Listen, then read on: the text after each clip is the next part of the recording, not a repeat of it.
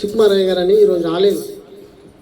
అయ్యగారు చెప్పారు, అబ్రహాం ఇట్లా అయ్యగారు వస్తారు అని చెప్పేసి అంటే ఒకసారి ఇక్కడికి గోపాల్పూర్ దగ్గర తీసుకొచ్చాను.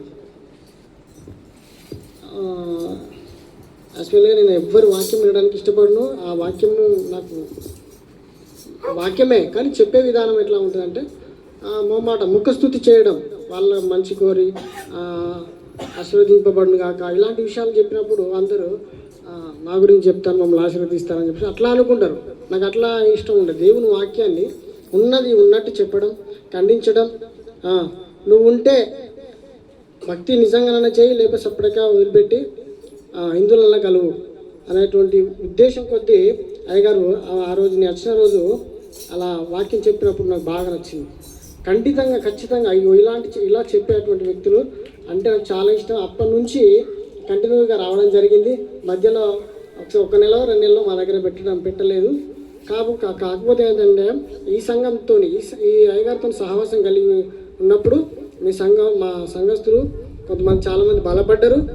ఇక ప్రతిసారి వాళ్ళు అబ్రహాం అయ్యగారు వస్తున్నారా, ఈయన ఎలా వస్తున్నారా అని చెప్పేసి ఊరికి అడగడం. ఇక మధ్యలో 2-3 ఒక్క నెల 2 నెలలు పెట్టలేదు. పెట్టబోతే అయ్యగారు వస్తలేరా ఊరికి అడుగుతారు నాన్న ఫోన్ చేసి. మా మధ్యలో ఎందుకు ఆపాల్సి వచ్చిందంటే వర్షాలు కొట్టి వరదలు వచ్చి చర్చి మునిగింది, ఇల్లు మునిగింది, పెట్టకుండా అయిపోయింది. కాబట్టి ఇక వాళ్ళకు ఏం సమాధానం చెప్పలేకపోయినా. కాబట్టి మా సంఘంలో అటువంటి అందరూ కూడా ఒక ఆమె ఒకసారి మీటింగ్ పెడితే ఒక ఆమె అనుకోకుండా ఆమెను తీసుకొచ్చినప్పుడు ఏమైందంటే చాలా బాధతో వచ్చింది, వేదంతో వచ్చినప్పుడు ఆమె ఏడుస్తుంది. అయ్యగారు వాక్యం చెప్తా అంటే ఏడుస్తుంది.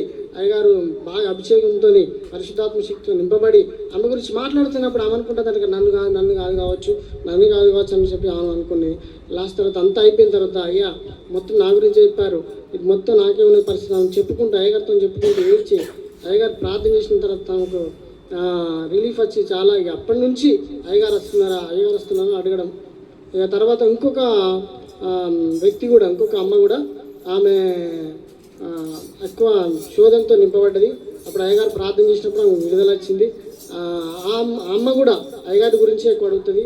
ఎందుకంటే అయ్యగారు రావాలి, అయ్యగారు వస్తేనే బాగుంటుంది అని చెప్పి వాళ్ళు ఊరికి అడగడం. మా సంఘంలో ఇంకా అయ్యగారి గురించి ఎక్కువ అడగడం. అదేవిధంగా మేము ఆత్మీయంగా బలపడడం కూడా జరిగింది. ప్రతి నెల కూడా మీటింగ్ పెట్టడం. అసలు మా ఇంట్లో అక్కడ చర్చి దగ్గర కొంచెం అనుకూలంగా లేనప్పుడు మా ఇంటి దగ్గర పెట్టినప్పుడు కూడా చాలా ఉజ్జీవంగా జరిగింది. అందరూ సంతోషించారు. ఇలాంటి అయ్యగారి గురించి ఎంత చెప్పినా తక్కువనే. దేవుడు అలాంటి అభిషేకంతో నింపి మా సంఘంలో చాలా రావడం జరిగింది. కాబట్టి ఎలా అంటే వాక్యము ఉన్నట్టు చెప్పడం మా సంఘస్థులు ఇష్టపడరు. అదేవిధంగా కొన్ని సందర్భాలు మిస్ అయిన వాళ్ళు కూడా వాళ్ళ అబ్బాయి ఈ నెల మిస్ అయినవా, ఈ నెల అయిపోయిందని కూడా అడిగిన వాళ్ళు కూడా ఉన్నారు. కాబట్టి ఇలాంటి సహవాసం కలిగి ఉన్నందుకు మేము ఎంతో దేవునికి మహిమ చెల్లిస్తున్నాం. ప్రతి నెల మేము రెస్పాండ్ అయినా కాకపోయినా మమ్మల్ని ప్రోత్సహించడం, ముందుకు నడిపించడం, బలపరచడం జరిగింది. కాబట్టి ఇలాంటి సేవకులు ఉండడం నాకు దేవుడు ఇచ్చినటువంటి ఒక వరంగా భావించి ఇంకా దేవుడు అయ్యగారిని ఎక్కువ సెంటర్లలో వాడుకోవాలని, అనేక దేశాలలో ప్రాంతాలను చెప్పి దేవుడే మహిమకరంగా వాడుకోవాలని ఆశిస్తూ నా మాటలు ముగిస్తున్నాను. ఆమె